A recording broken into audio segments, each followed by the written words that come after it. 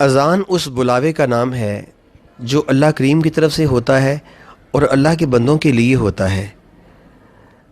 اس میں سب سے جو خاص کلمات ہیں، اللہ کی کبریائی کا اعلان کرنے کے بعد، اللہ کی الوہیت کی گواہی دینے کے بعد اور نبی کریم علیہ الصلوۃ والسلام کی رسالت کی گواہی دینے کے بعد جو سب سے خاص کلمات ہیں جنہیں کہا جا سکتا ہے کہ main purpose and main object theme of اذان، وہ کیا ہے؟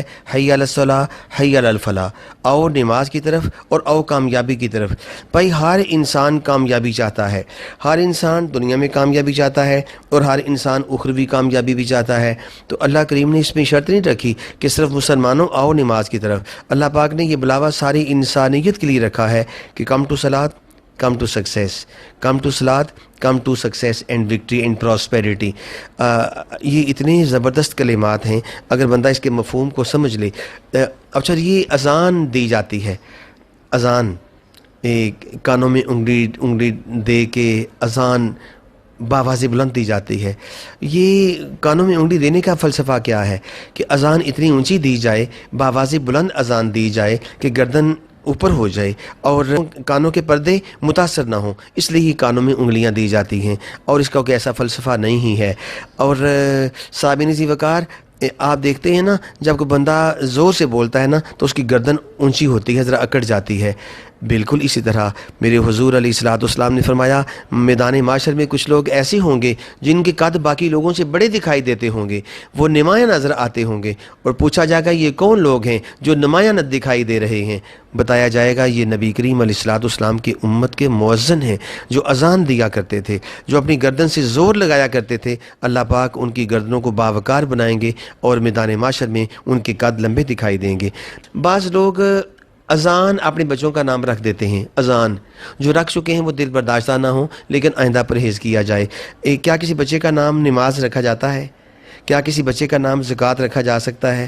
یا کسی بچی کا نام حاج رکھا جاتا ہے؟ جی بالکل نہیں۔ آپ کہیں گے بالکل نہیں۔ کسی بچی کا نام صدقہ رکھتے ہیں؟ جی بالکل نہیں۔ تو بھائی کسی بچی کا نام اذان کیوں رکھ دیتے ہیں؟ اذان تو ایک بلاوا ہے، اذان ایک عبادت کا نام ہے، اذان ایک عبادت کا نام ہے، تو بچوں کے نام عبادت کے نام پہ نہیں رکھے جانے چاہیے۔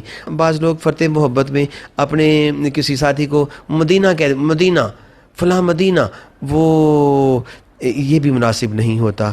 بھئی اگر بچہ وہ بڑا ہو کے کوئی چوری کر بیٹھتا ہے تو بدنامی کس کی ہوتی ہے؟ لفظ مدینہ کی ہوتی ہے نا۔ اور اگر کوئی کاروبار میں ہیرا پھیری کر دیتا ہے، اگر اس قسم کی عبادات کے نام پہ نام رکھے گئے ہوں تو وہ عبادت کا نام بھی تو متاثر ہوتا ہے نا۔ اس کی عزت، اس لفظ کی عزت، توقیر اور حرمت میں فرق آ جاتا ہے۔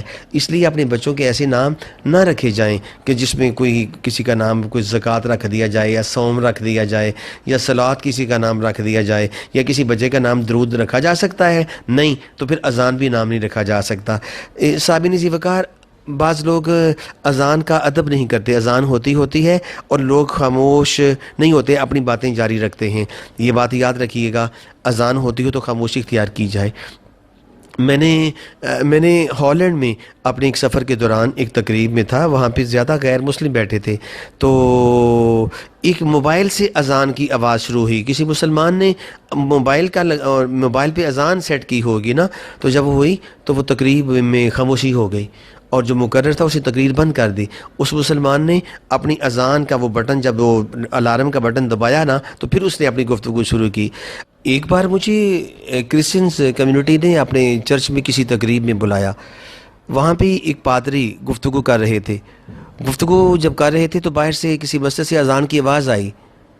اس پادری صاحب نے کمال ادب کرتے ہوئے اذان سنی، اور پھر اذان سننے کے بعد، اذان مکمل کرنے ہونے کے بعد پھر اپنی گفتگو شروع کی۔ مجھے یاد ہے میں ایک بار ننکانہ صاحب سکھوں کے گردوارے میری گفتگو ہو رہی تھی، وہاں بھی باہر سے اذان کی آواز آئی، اور گردوارے میں انہوں نے اپنی عبادت، اپنی پریئر سٹاپ کر دی۔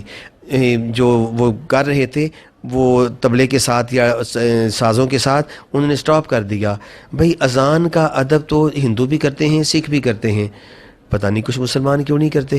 اذان کا ادب کرنا چاہیے، اذان کا ادب کرنا بہت ضروری ہے۔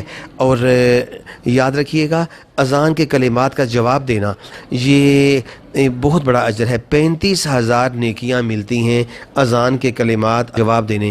کیا مطلب؟ جو مؤذن کہے وہی کہا جائے، جو مؤذن کہے بعد میں وہی کہا جائے، اور جب وہ حی علی الصلاۃ کہے تو لا حول ولا قوت الا باللہ کہا جائے، جب وہ حی علی الفلاح کہے تو وہ لا حول ولا قوت الا باللہ کہا جائے۔ اور صرف فجر کی اذان میں جب مؤذن کہتا ہے کہ الصلاۃ خیر من النوم، نماز جو ہے وہ نیند سے بہتر ہے، نماز نیند سے بہتر ہے، نماز از بیٹر دین اسلیپ، تو اس موقع پر کیا کہا جائے؟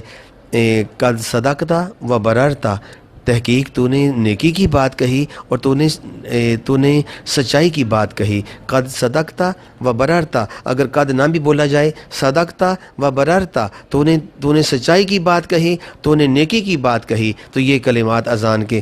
اور سامعین ذی وقار، بعض خواتین نا اگر ننگے سر بیٹھی ہوں تو وہ اذان کی آواز سنتے ہی سر پہ کپڑا کر لیتی ہیں۔ اللہ ایسی عورتوں کو جزا عطا فرمائے، بڑی اچھی بات ہے۔